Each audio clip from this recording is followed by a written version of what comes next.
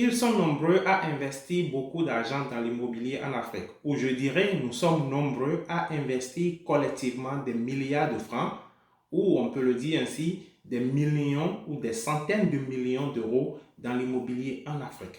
Mais est-ce que ces investissements sont bien faits?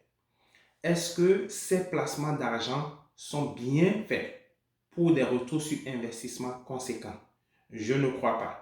On n'investit pas pour investir, on investit pour avoir des retours sur investissement. Surtout pour ceux qui sont de la diaspora. Et quand je dis diaspora, ce n'est pas seulement ceux qui sont en France, en Allemagne, en Angleterre, au Canada, aux États-Unis, en Australie, en Suisse et j'en passe.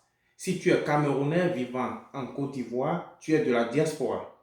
Si tu es Gabonais vivant au Bénin, tu fais partie de la diaspora. Si tu es Béninois vivant au Burkina Faso, tu fais aussi partie de la diaspora. Comment faut-il donc investir sagement pour avoir des retours sur investissement énormes?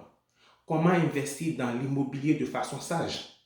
C'est ce que je vais vous montrer dans les minutes qui suivent. Salut et bienvenue sur cette chaîne. Moi, c'est Jero Amosso, entrepreneur. Sur cette chaîne YouTube, nous parlons des thématiques comme intelligence financière, indépendance financière, astuces business, stratégie, idées business.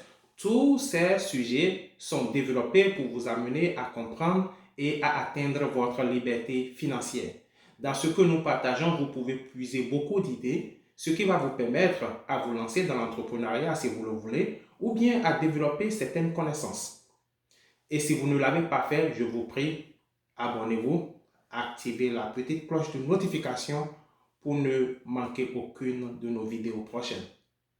Et surtout, laissez des commentaires, donnez-nous vos avis. Il y a quelque chose que vous aimeriez que nous discutons et nous approfondissons sur cette chaîne, n'hésitez pas à nous en faire part. On vous en serait reconnaissant. Avant d'entrer dans le vif du sujet, il faut que nous partons du principe de base. Le principe de base, c'est de comprendre ce que c'est qu'un actif et un passif. Un actif, c'est un bien, un investissement, un placement qui vous rapporte de l'argent. Ça met de l'argent dans votre poche. Un actif, c'est quelque chose qui tout le temps vous donne des retours sur investissement. Un passif, par contre, non seulement ne vous rapporte rien, mais ça peut vous prendre beaucoup d'argent.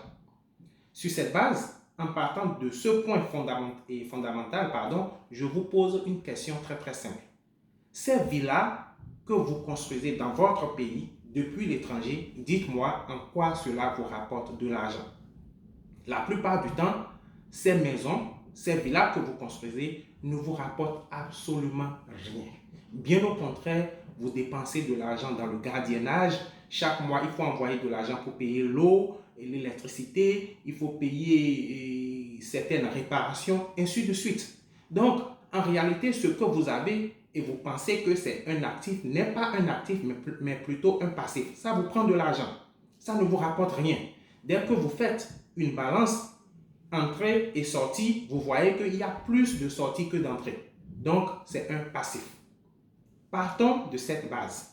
D'accord? Si vous comprenez cela, vous allez comprendre ce que je vais développer dans les minutes qui suivent. Donc, dès que vous cherchez à investir dans l'immobilier en Afrique, réfléchissez. Êtes-vous en train de construire quelque chose pour générer de l'argent? Est-ce que c'est votre objectif initial ou bien vous voulez juste construire votre maison de retraite? Si c'est votre maison de retraite que vous construisez, c'est bien, mais vous le faites à quel moment, à quelle période de votre vie? C'est pendant que vous avez 30, 35 ans, 40 ans que vous faites ça? Si c'est le cas, vous l'aurez. Parce qu'au fait, vous avez beaucoup d'années devant vous où vous devez vous faire bouger les lignes, travailler, investir et puis plein de choses. Donc, le principe de base doit être compris. Il faut chercher les actifs et non les passifs. Si vous observez les ressortissants des autres pays, c'est ce qu'ils font chez nous. Prenez par exemple le cas des Libanais. Le Libanais arrive chez nous, vous le voyez dans une maison allouée. Il vit dans une maison allouée, mais vous le voyez en train d'investir dans l'immobilier, à construire des maisons, à faire ci, à faire ça. Mais ces maisons-là lui rapportent de l'argent. Ces maisons ne lui prennent pas de l'argent. C'est ce que nous devons comprendre. Nous devons comprendre que nous devons investir pour gagner et non investir pour investir. Si après avoir placé votre argent, vous avez assez de retour sur investissement, vous avez des biens qui vous génèrent de l'argent chaque mois, c'est normal maintenant que vous cherchiez à construire votre propre maison. C'est normal que vous cherchiez à construire une petite villa ou bien une grosse villa pour vous-même. Mais pas quand vous vous cherchez. Quand vous vous cherchez, vous devez chercher à avoir des actifs et non des passifs. C'est aussi clair, j'espère. Donc, quand vous voulez investir en Afrique dans l'immobilier, pensez à des projets qui vont générer de l'argent. C'est ça, nous devons avoir la même mise sur nos économies. Et cette même mise commence par la terre. Nos terres, nous devons être les premiers à en bénéficier et non laisser les autres, les ressortissants d'autres pays, chinois, je ne sais pas, turcs, indiens, venir chez nous et profiter de notre terre mieux que nous. Ce n'est pas normal ce que nous faisons, chers amis. Donc, il faut comprendre que nous devons investir pour avoir des retours sur investissement. C'est le point fondamental que vous devez comprendre maintenant et pour toujours. Donc, si vous êtes à l'étranger et vous envoyez de l'argent pour qu'on vous construise quelque chose au pays, faites attention. Ne mettez pas votre argent dans un passif. D'abord, laissez-moi vous dire, si vous construisez une maison comme ça, une villa comme ça, vous arrivez au pays peut-être une fois dans l'année. Et quand vous arrivez, vous ne faites pas plus de 3 semaines. Ce qui dure trop, c'est 4 semaines. Vous faites 4 semaines et vous partez. Donc, en une année, on a 12 mois. Vous venez seulement pour faire 1 mois et les 12 mois restants, la maison est vide.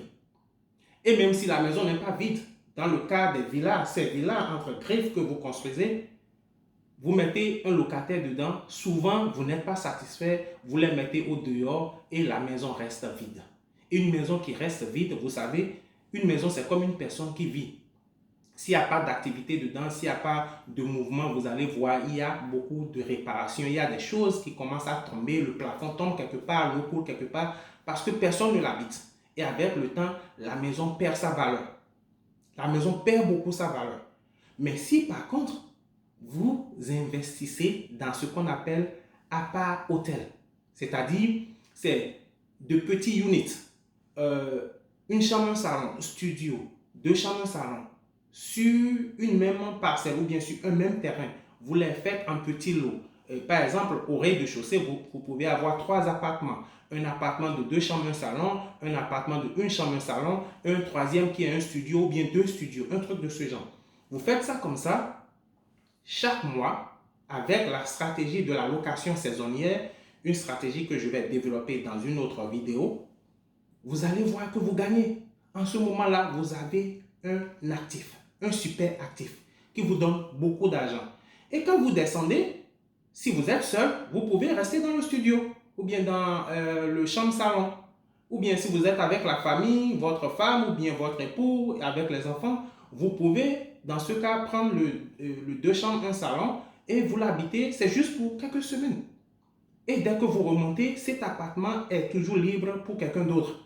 Ce n'est pas ces grosses villas que vous construisez, soit disant que vous investissez en Afrique. Arrêtez ça. Arrêtons ça.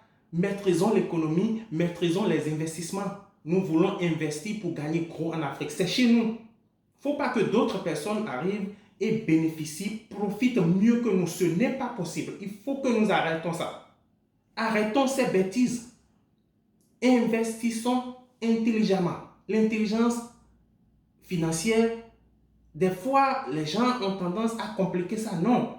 L'intelligence financière, c'est quoi? C'est tout le temps penser à investir pour avoir un retour. Investir, retour. Investir, retour. C'est aussi simple que ça.